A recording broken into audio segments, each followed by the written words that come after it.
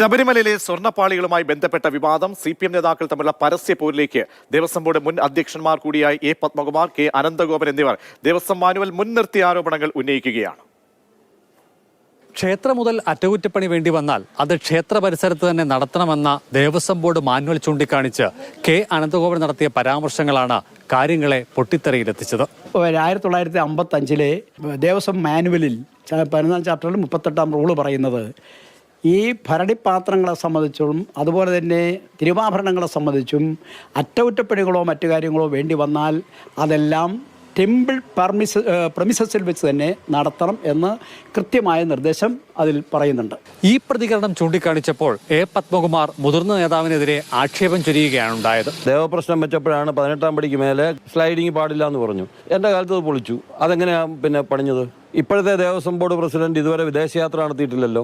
ഞാൻ നടത്തിയിട്ടില്ലല്ലോ. വേറെ ചില പ്രസിഡന്റുമാർ വിദേശയാത്ര നടത്തിയില്ലേ? ആരുടെ കെയർ ഓഫിലാണ് വിദേശയാത്ര നടത്തിയത്? ലക്ഷ്യം വെക്കുന്നത് കെ അനന്തഗോപനെയാണോ എന്ന ചോദ്യത്തോട് പ്രതികരിക്കാതിരുന്ന എ പത്മകുമാർ പരിഹാസത്തോടെ ആക്ഷേപം ആവർത്തിക്കുകയാണ് ഉണ്ടായത്. ഒപ്പം 2019 ചെന്നൈയിലേക്ക് കൊണ്ടുപോയത് സ്വർണം പൂശിയ പാളികൾ ആയിരിക്കാമെന്നും ഏതെങ്കിലും തരത്തിൽ മാനുവലിന് വിരുദ്ധമായ നടപടികൾ ഉണ്ടായിട്ടുണ്ടെങ്കിൽ അന്വേഷിക്കണമെന്നും പത്മകുമാർ കൂട്ടിച്ചേർത്തു. ശബരിമല വിട്ടിട്ടോ അല്ലെങ്കിൽ ശബരിമലയ്ക്ക് ദോഷം ഉണ്ടാകുന്നൊന്നും എൻ്റെ ഭാഗത്തുനിന്ന് ഉണ്ടായിട്ടില്ല. ആരുടെയെങ്കിലും ഭാഗത്തുണ്ടായിട്ടുണ്ടെങ്കിൽ തീർച്ചയായിട്ടും കർശനമായിട്ടുള്ള നിയമ നടപടി സ്വീകരിക്കണം. അതേസമയം എ പത്മകുമാർ ലക്ഷ്യം വെച്ചത് തന്നെ ആയിരുന്നുവെന്ന് കെ അനന്തഗോപൻ പിന്നീട് പ്രതികരണത്തിലൂടെ വ്യക്തമാക്കി. വിദേശത്ത് പോയി എന്ന് പറയുന്നത് ദേവസ്വം ബോർഡിന്റെ യാതൊരു തരത്തിലുള്ള സാമ്പത്തിക ചെലവും കൊണ്ടല്ല വിദേശത്ത് പോയത്.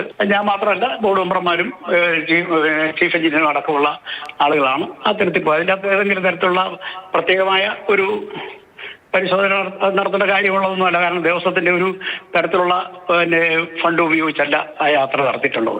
ഉണ്ണികൃഷ്ണൻ പോറ്റിയിലും തിരുവിതാംകൂർ ദേവസ്വം ബോർഡിലുമായി ചുറ്റിത്തിരിഞ്ഞ വിവാദമാണ് തീർത്തും അപ്രതീക്ഷിതമായി CPM-നുള്ളിലേക്ക് കൂടി പടർന്നിട്ടുള്ളത്. CK Abhilal, Mathrubhumi news. ഇങ്ങനെ പല വഴിക്ക് വിവാദങ്ങൾ ആളിപ്പടരുമ്പോൾ ഓരോ വാർത്തകൾ വന്നുകൊണ്ടേയിരിക്കുകയാണ്. നമ്മോടൊപ്പം രാമൻ നായർ, ദേവസ്വം ബോർഡ് മുൻ അധ്യക്ഷൻ, തത്സമയം ചേരുകയാണ്. ശ്രീ രാമൻ നായർ, ഇന്നിപ്പോൾ രാവിലെ പ്രതികരണം എ പത്മകുമാർ, മുൻ ദേവസ്വം ബോർഡ് പ്രസിഡന്റ്, മാധ്യമങ്ങളെ കണ്ടപ്പോൾ താങ്കളുടെ പേര് കോട്ട് ചെയ്യുകയുണ്ടായി. അതായത് 98 അവിടെ വിജയമല്യെ കൊണ്ട് വഴിപാട് നടത്തി ഈ സ്വർണം പൂശിയതുമായി ബന്ധപ്പെട്ട് താങ്കളുടെ കാലഘട്ടത്തിലായിരുന്നു എന്ന ഒരു വാചകം അദ്ദേഹം പറഞ്ഞു. പക്ഷേ പിന്നീട് താങ്കൾ പറഞ്ഞു 2004 മുതലായിരുന്നു താങ്കളുടെ ടേം എന്ന്. താങ്കളുടെ ഒരു പേര് ഇതിലേക്ക് കൊണ്ടുവരാൻ ഉള്ള കാര്യം എന്തായിരിക്കാം? അങ്ങനെ മുൻ ദേവസ്വം ബോർഡ് പ്രസിഡന്റുമാർക്ക് അങ്ങനെ അജ്ഞതക്കുറവ് ഉണ്ടോ? എന്തായിരുന്നു താങ്കളുടെ പേര് പരാമർശിക്കാനിടയാക്കിയ സാഹചര്യം? ശ്രീരാമൻ നായർ, അത് അദ്ദേഹത്തോട് തന്നെ ചോദിക്കണം. CPM കൊണ്ടുവന്ന് വെച്ച ദേവസ്വം ബോർഡ് പ്രസിഡന്റുമാരുടെ ഉൾപ്പോരിനകത്തും വഴക്കിനകത്തും എന്നെ പങ്കാളിയാക്കേണ്ട കാര്യമില്ല. ഞാൻ ഇത് പുതിയാനും പോയിട്ടില്ല, എവിടെ നിർത്തുകൊണ്ട് പോകാനും പോയിട്ടില്ല. എൻ്റെ കാലത്തൊന്നും സംഭവിച്ചിട്ടുമില്ല. സംഭവിച്ച ആളുകളുടെ കാലത്തെക്കുറിച്ച് അന്വേഷിച്ചാൽ മതി. ആ കാലമൊക്കെ CPM ഭരിച്ച കാലമാണ്. CPM വെച്ച ഒരു ദേവസ്വം ബോർഡ് പ്രസിഡന്റായിരുന്നു ശ്രീ VD കേവൻ. ആ കാലത്ത് ഈ 1998 അന്നാണ് ഇത് പൊതിയാൻ തീരുമാനിച്ചത്. ഇതെടുത്തോണ്ട് പോയ കാലത്തും ദേവസ്വം ബോർഡ് പ്രസിഡന്റ് CPM വെച്ച ആളാണ്, പത്മകുമാറോ ആണ്. അപ്പോൾ ഈ കാര്യത്തിലൊന്നും നമുക്ക് പങ്കില്ല. വെറുതെ എൻ്റെ പേര് വലിച്ചെടുക്കേണ്ട ഒരു കാര്യമില്ല. അത് അദ്ദേഹത്തോട് തന്നെ ചോദിക്കണം. മാത്രമല്ല, അതൊക്കെ രേഖയും റെക്കോർഡും ഉള്ളതാണ്. ഒന്നാമത് ദേവസ്വം ബോർഡിൻ്റെ ചരിത്രവും കാര്യങ്ങളൊക്കെ ഒന്ന് പഠിക്കുന്ന ആളുകളെയും വിവരമുള്ള ആളുകളെയും ഇതിൻ്റെ പ്രസിഡന്റന്മാരാക്കാനായിട്ട് CPM പ്രത്യേകമായിട്ട് ശ്രദ്ധിക്കണം. അങ്ങനെ ചെയ്താൽ ഇത്രയും വലിയ പാകപ്പിഴകളൊന്നും ഉണ്ടാവില്ല. എനിക്കതിനെക്കുറിച്ച് ആമുഖമായിട്ട് എത്ര മാത്രമേ പറയാനുള്ളൂ. ശ്രീരാമൻ നായർ, താങ്കൾ വിദേശയാത്ര നടത്തിയിരുന്നോ?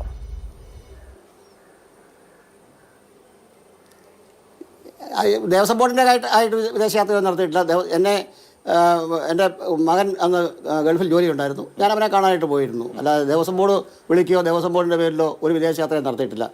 ഞാൻ ദേവസ്വം ബോർഡിൻ്റെ നിലവിൽ പോയിട്ടുമില്ല. ശ്രീ രാമൻ നായർ, മാനുവൽ എടുത്ത് സൂചിപ്പിക്കുന്നുണ്ടായിരുന്നു. അതായത് മാനുവൽ സംബന്ധിച്ചുള്ള കാര്യങ്ങളാണ് ഇപ്പോൾ ചർച്ച ചെയ്യപ്പെടുന്ന വളരെ പ്രധാനപ്പെട്ട കാര്യം. ഈ ദേവസ്വം വക വഴിപാടുമായി ബന്ധപ്പെട്ട് ഉള്ള സ്വർണത്തിൻ്റെ സാമഗ്രികൾ, അതുമായി ബന്ധപ്പെട്ട് ഒരുപാട് സാമഗ്രി, ഇതൊക്കെ തന്നെ ഈ പുറത്തേക്ക്, ഇതാണല്ലോ ഏറ്റവും പ്രധാനപ്പെട്ട ഒരു പോയിന്റ്, പുറത്തേക്ക് ഇത്രയധികം കിലോമീറ്റർ ദൂരം അതിൽ ഈ ഇലക്ട്രോ പ്ലേറ്റിംഗ് എന്നതൊക്കെ പറഞ്ഞുകൊണ്ട് പോകുന്നത്, അത് ഒരു ശരികേടായി അല്ലെങ്കിൽ ചട്ടവിരുദ്ധമായി, മാനുവലിന് വിരുദ്ധമായി താങ്കൾക്ക് തോന്നുന്നുണ്ടോ ശ്രീരാമൻ നായർ? സത്യമായിട്ട് അത് തന്നെയാണല്ലോ. ഈ ദേവസ്വം ബോർഡിൻ്റെ മാനുവൽ അനുസരിച്ച് ദേവസ്വം ബോർഡിൻ്റെ ക്ഷേത്രങ്ങളിൽ എന്തെങ്കിലും ഇതുപോലെയുള്ള നിർമ്മാണ പ്രവർത്തനങ്ങളോ മറ്റു കാര്യങ്ങളോ എന്തെങ്കിലും നടക്കുന്നുണ്ടെങ്കിൽ അത് ഏത് ക്ഷേത്രത്തിലാണ് നടക്കുന്നത്, ആ ക്ഷേത്രത്തിൻ്റെ പരിസര പ്രദേശത്ത് വെച്ച് തന്നെ ഇതൊക്കെ ചെയ്യണം. നമ്മൾ കൊടിമരം പ്രതിഷ്ഠിക്കുന്നത് കണ്ടിട്ടില്ലേ? അതുപോലെ മറ്റെന്തെല്ലാം കാര്യങ്ങൾ ഞാൻ ദേവസ്വം ബോർഡ് പ്രസിഡന്റായിരുന്ന കാലത്താണ് ഹരിപ്പാട് ക്ഷേത്രത്തിൽ കമ്പവിളക്ക് ആരോ കൊണ്ടുപോയി എന്ന് പറഞ്ഞ വാർത്തയുണ്ടാകുന്നത്. അത് ഞാൻ പ്രസിഡന്റായി വരുമ്പോൾ ഈ കമ്പവിളക്കിന് വേണ്ടിയുള്ള പ്രശ്നം അവിടെ നടന്നുകൊണ്ടിരിക്കുകയാണ്. അപ്പം ഞാനവിടെ ഉള്ള കാലത്ത് തന്നെ കമ്പവിളക്ക് അവിടെ കൊണ്ടുവന്നു. കമ്പവിളക്ക് കൊണ്ടുവന്നപ്പോൾ ആ കമ്പവിളക്ക് അവിടുത്തെ ഭക്തജനങ്ങൾ പറഞ്ഞു ഇത് ഇവിടുന്ന് കൊണ്ടുപോയ കമ്പവിളക്കല്ലെന്ന് പറഞ്ഞു. അതിനെ ചൊല്ലി വിവാദം ഉണ്ടായി. അന്ന് ഉദ്യോഗസ്ഥന്മാരെ സസ്പെൻഡ് ചെയ്യുകയൊക്കെ ചെയ്തു. പക്ഷേ പിന്നീട് ശരിക്കുള്ള കമ്പവിളക്ക് അവിടെ വെച്ച് തന്നെ പണിയിച്ചു. അത് ആ ക്ഷേത്ര പരിസരത്ത് വെച്ച് തന്നെയാണ് പണിത്. ഇതുകൊണ്ട് ഇത് ഇവിടെ നിന്ന് ഈ ക്ഷേത്ര പരിസരത്ത് നിന്ന് കൊണ്ടുപോകാനായിട്ടുള്ള അവകാശം ആർക്കും ഇല്ല. അതാണ് ആദ്യമായിട്ട് മനസ്സിലാക്കേണ്ടത്. അപ്പോൾ ഇത് വിജയമല്ലികയ്ക്ക് ഇവിടെ വന്ന് ഇതൊക്കെ ചെയ്യാമെങ്കിൽ നിശ്ചയമായിട്ടും അതിൻ്റെ ബാക്കിയുള്ള പണികളോ അറ്റകുറ്റപ്പണികളോ ചെയ്യാൻ അതുപോലെയോ അതിനേക്കാൾ മികച്ചതോ സാങ്കേതികവിദ്യയുള്ള ഈ കാലത്ത് ഇത് എടുത്തുകൊണ്ട് ബാംഗ്ലൂരിലോ അല്ലെങ്കിൽ മറ്റു സ്ഥലങ്ങളിലേക്കോ കൊണ്ടുപോയി ചെയ്യണം എന്ന് പറയുന്നത് ആരെ ബോധ്യപ്പെടുത്താനാണ്? അപ്പോൾ അതുകൊണ്ട് തന്നെ ഈ കാര്യത്തിൽ ഒട്ടേറെ വളരെ പ്രധാനപ്പെട്ട ശ്രീ രാമനായർ, അതായത് അവിടെ ഭക്തർ കാണിക്കായി നൽകുന്ന ഈ സാധന സാമഗ്രികൾക്ക് അത് ഓരോ വഴിപാടാണ്. ആ വഴിപാടുകൾക്ക് ഒരു ഓഡിറ്റിങ് ഉണ്ടാകുന്നുണ്ടോ? വാർഷിക ഓഡിറ്റിങ്ങോ അല്ലെങ്കിൽ ത്രൈമാസ ഓഡിറ്റിങ്ങോ അങ്ങനെയൊക്കെയുള്ള വ്യവസ്ഥകൾ അത് കൃത്യമായി നടക്കുന്നുണ്ടോ? ഈ സ്ട്രോങ് റൂമിലേക്ക് അതെല്ലാം കൊണ്ടുവന്ന് നിക്ഷേപിക്കപ്പെടുകയാണോ? അതാത് വർഷം അല്ലെങ്കിൽ പ്രതിവർഷം, പ്രതിമാസമോ ത്രൈമാസമോ ഒക്കെ തന്നെ ഇതിൻ്റെ ഒരു ഓഡിറ്റിംഗ് വേണ്ടേ, ഒരു കണക്ക് വേണ്ടേ, ഒരു വ്യവസ്ഥ വേണ്ടേ? അങ്ങനെ നടക്കുന്നുണ്ടോ ശ്രീരാമൻ നായർ? അങ്ങനെ നടക്കുന്നുള്ളതായിട്ടാണല്ലോ നമ്മൾ മനസ്സിലാക്കേണ്ടത്. ഇത് 2007 തോന്നുന്നു ഒരു ഗവൺമെൻറ് തന്നെ ഒരു നിയമം പാസ്സാക്കിയിട്ടുണ്ട്. അതായത് ഓഡിറ്റ് നടത്തി കാര്യങ്ങൾ 3 മാസം കൂടുമ്പോൾ ഗവൺമെൻറ്റിനെ ബോധ്യപ്പെടുത്തണമെന്ന് പറഞ്ഞിട്ടുണ്ട്. പിന്നെ വേറൊരു കാര്യം കൂടെ പറയട്ടെ, ഇതിൻ്റെ ഓഡിറ്റിങ് കേരള ഹൈക്കോടതിയുടെ ചുമതലപ്പെട്ട കാര്യമാണ്. കേരള ഹൈക്കോടതിക്കാണ് ദേവസ്വത്തിൻ്റെ കാര്യങ്ങൾ ഓഡിറ്റ് ചെയ്യാനുള്ള അവകാശം. അപ്പോൾ ഓഡിറ്റ് നടത്തി അതിൻ്റെ റിപ്പോർട്ട് ഹൈക്കോടതിക്ക് കൊടുത്ത് ഹൈക്കോടതിയാണ് അതിനെക്കുറിച്ച് അന്തിമമായ തീരുമാനം എടുത്ത് നടപടി സ്വീകരിക്കേണ്ടത്. ഇപ്പോൾ എനിക്ക് തോന്നുന്നത് ഹൈക്കോടതിക്ക് നേരിട്ട് കാര്യങ്ങൾ ചെയ്യാൻ ബുദ്ധിമുട്ടുള്ളതുകൊണ്ട് ഇപ്പോൾ ഒരു ഓംബുഡ്സ്മാനെ വെച്ചിട്ടുണ്ട്. അപ്പോൾ ഈ ഓംബുഡ്സ്മാനെ അത് കൂടുതൽ സമയം കിട്ടും. മറ്റേ ഹൈക്കോടതിക്ക് കാര്യങ്ങളെല്ലാം വിളിച്ചു വരുത്തി ചോദിക്കാനുള്ള സമയക്കുറവുകൊണ്ട് ഓംബുഡ്സ്മാനെ ചുമതലപ്പെടുത്തിയിട്ടുണ്ട് ഞാൻ മനസ്സിലാക്കുന്നത്. വിജയ് മല്യ നൽകിയ സ്വർണത്തിന്റെ അളവുമായി ബന്ധപ്പെട്ട് ഒരു രേഖകളും ഇപ്പോഴും ഇല്ല എന്ന് പറയുമ്പോൾ നിങ്ങളൊക്കെ അതിനുശേഷം ഇരുന്ന ടീമുകളിലൊക്കെ ഇരുന്ന ദിവസം ചുമതല വഹിച്ചിരുന്ന ബോർഡ് അധ്യക്ഷന്മാരായിരുന്നു. അപ്പോൾ അങ്ങനെ ഒരു അത്ഭുതം തോന്നിയില്ലേ? ഇത്തരം കണക്കുകൾ ഇത്രയും വലിയ ഭീമമായ അളവിൽ ഇത്രയധികം സ്വർണം അവിടെ കാണിക്കുകയും നൽകുന്നു, അത് വെച്ച് വളരെ പ്രധാനപ്പെട്ട പ്രക്രിയകൾ നടത്തുന്നു, അതിനുശേഷം ഇതിനൊന്നും ഒരു കണക്കില്ലാതെ പോകുന്നുണ്ടെങ്കിൽ അത് ചോദിക്കണം അല്ലെങ്കിൽ തേടണമെന്ന് അങ്ങക്ക് തോന്നിയിട്ടുണ്ടോ? അതല്ല എന്തുകൊണ്ട് അങ്ങനെ സംഭവിച്ചു? എന്തെങ്കിലും അത്ഭുതം താങ്കൾക്ക് ആ കാലഘട്ടങ്ങളിലെങ്കിലും തോന്നിയിട്ടുണ്ടോ ശ്രീ രാമൻ നായർ? ഒരത്ഭുതം ആ കാലഘട്ടത്തിൽ തോന്നിയിട്ടില്ല. കാരണം ആ കാലഘട്ടത്തിൽ എന്നെ സംബന്ധിച്ചും അതുതന്നെ ഭക്തജനങ്ങളെ സംബന്ധിച്ചും ഏറ്റവും പെർഫെക്റ്റായിട്ട് കാര്യങ്ങൾ നടന്നു എന്ന് ബോധ്യമുള്ളതുകൊണ്ട് ആർക്കും ഇത്തരത്തിലുള്ള ആക്ഷേപങ്ങൾ ഉണ്ടായിട്ടില്ല. ഈ വർഷം ഇത്ര കഴിഞ്ഞ് 20 വർഷം കഴിഞ്ഞിട്ടും അത്തരത്തിൽ ആ കാലത്ത് എന്തെങ്കിലും നടന്നു എന്നുള്ളതിനെക്കുറിച്ച് ഒരാക്ഷേപം ആർക്കും ഉണ്ടായിട്ടില്ല. അതുകൊണ്ട് എനിക്കൊരു അത്ഭുതം തോന്നുന്ന കാര്യമില്ല പ്രവർത്തനങ്ങളെ കുറിച്ച്. പക്ഷേ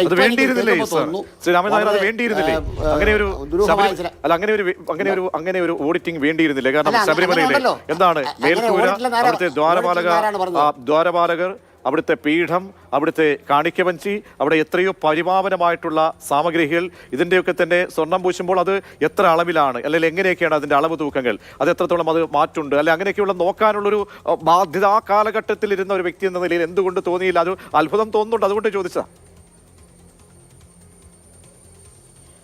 അല്ല, അത്ഭുതം തോന്നുന്ന കാര്യമില്ല. കാരണം ആരെങ്കിലും ഒരു ആക്ഷേപമോ അല്ലെങ്കിൽ പ്രശ്നങ്ങളോ ഉണ്ടാകുമ്പോൾ മാത്രം അത്തരം കാര്യങ്ങളിലേക്ക് ശ്രദ്ധിച്ചാൽ മതിയല്ലോ. വിജയ് മല്യ വളരെ സൗദ്ദേശത്തോടുകൂടി അദ്ദേഹം ഒരു കാര്യം ചെയ്തു. അത് ആ സ്വർണം അവിടെ ഞങ്ങൾ നമ്മൾ നേരിട്ട് കാണുന്ന ആ സ്വർണം പൊതിഞ്ഞ ശ്രീകോവിൽ കാണുന്നുണ്ട്, ദ്വാരപാലകരെ കാണുന്നുണ്ട്, അവിടെ നമ്മൾ തൊഴുന്നുണ്ട്.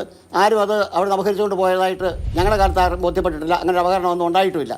അപ്പോൾ അതുകൊണ്ട് അത്തരം ഒരു കാര്യത്തെക്കുറിച്ച് വളരെ കാര്യക്ഷമമായിട്ട് ആലോചിക്കുകയോ ചിന്തിക്കേണ്ട ഒരു കാര്യമില്ല. ദേവസ്വം ബോർഡിന് ഒരു ക്ഷേത്രം മാത്രമല്ലല്ലോ ഉള്ളത്. ദേവസ്വം ബോർഡിന് 1400 ക്ഷേത്രങ്ങളുണ്ട്.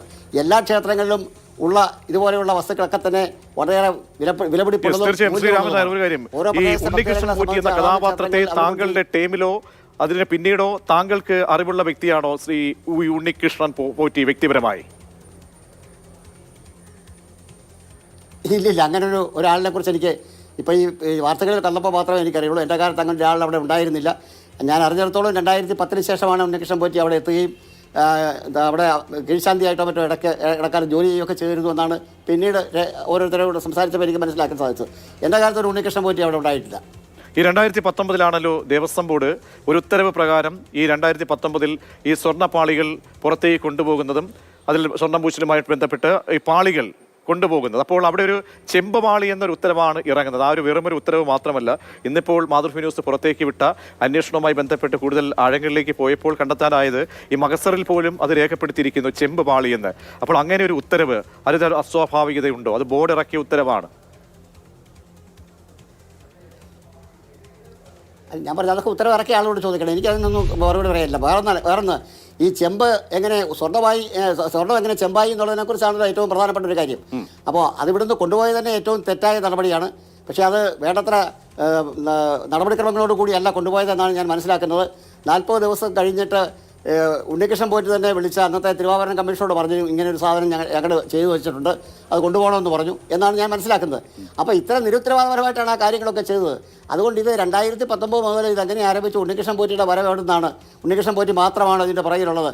അങ്ങനെ ഇത് ഇപ്പം ഞാൻ ഇന്നിപ്പോൾ എവിടെയോ ന്യൂസ് കണ്ടു, കൊടുത്തിരിക്കുന്ന യഥാർത്ഥത്തിലുള്ളത് എവിടെയോ ഒരു ബിസിനസ്സുകാരൻ്റെ ബാംഗ്ലൂരിലെ മറ്റുള്ള ഒരു ബിസിനസ്സുകാരൻ്റെ വീട്ടിൽ കണ്ടെത്തിയതായിട്ട് എന്തോ ഒരു വാർത്ത ഇപ്പോൾ കണ്ടു. അപ്പോൾ ഇത് അയ്യപ്പൻ്റെ മുതലാണ്. ഇത് സ്വത്ത് ആർക്കും അടിച്ചു മാറ്റാവുന്നതല്ല. സത്യം എപ്പോഴും നിലനിൽക്കും.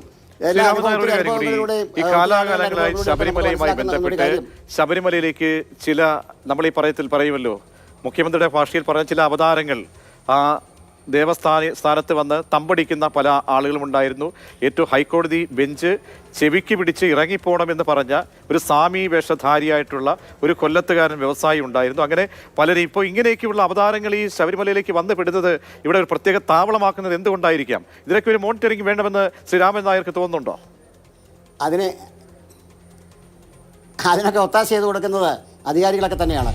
അവിടുത്തെ ഉത്തരവാദിത്തമുള്ള ആളുകൾ അവർക്ക് ഇവിടെ ഇവരിൽ നിന്ന് കിട്ടുന്ന ചില ആനുകൂല്യങ്ങൾ ഈ ദേവസ്വത്തിൻ്റെ ശമ്പളത്തിനോ അല്ലെങ്കിൽ ദേവസ്വത്തിന് കൊടുക്കേണ്ട മറ്റ് ആനുകൂല്യങ്ങൾക്കോ പകരമായിട്ട് അതിനെ ഉപയോഗിക്കുകയും സാമ്പത്തിക നേട്ടം ഉണ്ടാവുകയും ചെയ്തിട്ടുണ്ടെന്നുള്ളത് വളരെ വ്യക്തമാണ്.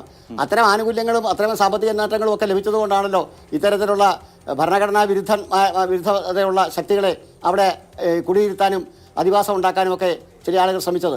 അപ്പോൾ അതിൻ്റെതായ അവസാനമായി ശ്രീ രാമൻ നായർ, എന്തന്വേഷണം ഈ അന്വേഷണം മതിയോ ഏത് രീതിയിലൊരു അന്വേഷണം വേണമെന്നാണ് മുൻ ദേവസ്വം ബോർഡ് പ്രസിഡന്റ്? ദേവസ്വം ബോർഡിന്റെ വിജിലൻസിനെ കൊണ്ട് അന്വേഷിച്ചാൽ എവിടെ തെളിവെന്നാണ് പറയുന്നത്? എനിക്കിതിനകത്ത് പറയാനുള്ളത് CBI പോലെയുള്ള ഒരു ശക്തമായ ഏജൻസി ഈ കാര്യത്തെക്കുറിച്ച് അന്വേഷിക്കണം. കാരണം ഇത് നിസ്സാരമായൊരു കാര്യമല്ല. ഇതിന് വളരെ ദൂരവ്യാപകമായ ഫലങ്ങൾ ഉളവാക്കുന്ന ഒരു സംഭവമാണ്.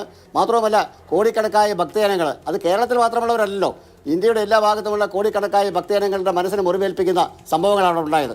അപ്പോൾ അതിനെക്കുറിച്ച് ഒരു സെൻട്രൽ ഏജൻസി, രാജ്യവ്യാപകമായി ഉത്തരവാദിത്തമുള്ള ഏജൻസി തന്നെ അന്വേഷിച്ച് ഈ കാര്യത്തെക്കുറിച്ച് ഉത്തരവാദികൾ ആരാണ് അവരെ കണ്ടെത്താനുള്ള അടിയന്തരമായ ശ്രമം ആരംഭിക്കണം. ദേവസ്വത്തിൻ്റെ വിജിലൻസിനെ ഏൽപ്പിച്ചാൽ കള്ളനെ കാവലേൽപ്പിക്കുന്നത് തുല്യമാണ് എന്ന് കഴിഞ്ഞ കാലങ്ങളിലെ പല കാര്യങ്ങളും നമുക്ക് ബോധ്യപ്പെട്ടിട്ടുണ്ട്. അതുകൊണ്ട് ഈ വിജിലൻസ് അന്വേഷണമൊക്കെ ചില ആളുകളെ രക്ഷപ്പെടുത്താൻ വേണ്ടിയുള്ള കാര്യങ്ങളായിട്ടാണ് എനിക്ക് തോന്നുന്നത്.